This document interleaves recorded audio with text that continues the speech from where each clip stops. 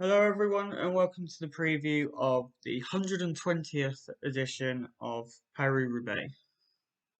The route is pretty much a carbon copy of last year, starting in Compiègne, then taking in roughly 56 sector kilometers worth of cobbles, starting at Troisville, ending in Hem.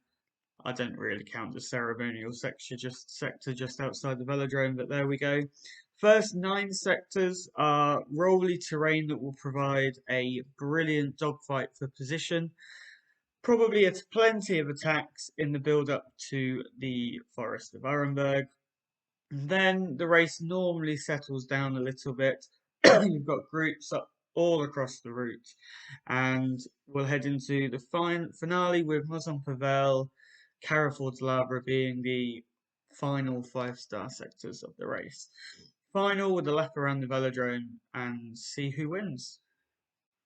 The forecast for Roubaix on Sunday is similar to the women's race on Saturday, but a little bit warmer with a high of 16. And the wind has changed direction slightly from the north to a very light southeasterly wind, so a very slight tailwind. Favourites now, and my 5-star favourites are two of the big three that are here, Mathieu van der Poel and Wout van Aert. Van der Poel's got the form, Van Aert's got the route. I think Roubaix always favours him more than Flanders, so that should be a great battle.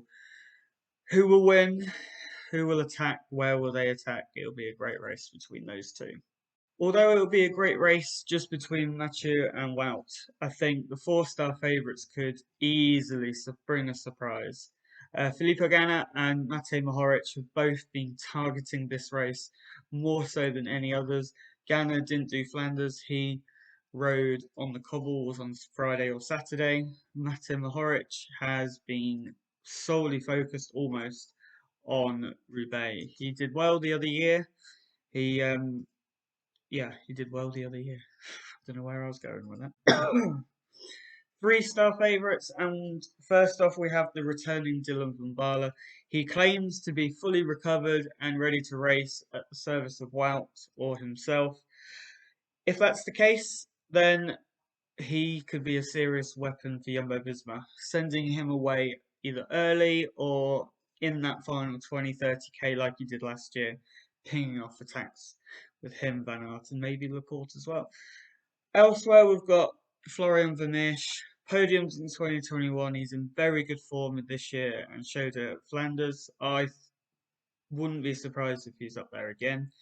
And Stefan Kung, great form at Flanders. Roubaix probably suits him better. I think he'll be within a great shout. And the aggressive Mads Pedersen. Never had the luck at Roubaix. The wet Roubaix, obviously, he crashed on the Orenburg. So if he gets through it, he loves a hard race and he loves a sprint at the end of a hard race as well. 2-star favourites, and we have Christophe Laporte, probably a better route for him than Flanders, similar to all of the Jumbo Visma riders actually. Anthony Turgis from Total Energy, Ineos's Magnus Sheffield, Bahrain's Fred Wright, Jasper Stuyven from Trek, and Asgreen from Quickstep, who showed some real signs of life at Flanders. Most of them rather, have a teammate that is, I think, a better bet for the win. So I expect them to be given a free roll to attack early, get a gap, and just like in Flanders, hope that they take it to the line. My 1-star favourites are Gianni Vermeersch, Van der Poel's teammate. It'll all be at the services of Van der Poel, but if the worst happens, he has gone well at Roubaix before. Christophe from Uno X, and a bit of a surprise selection here would be Mikkel Bjerg from UAE.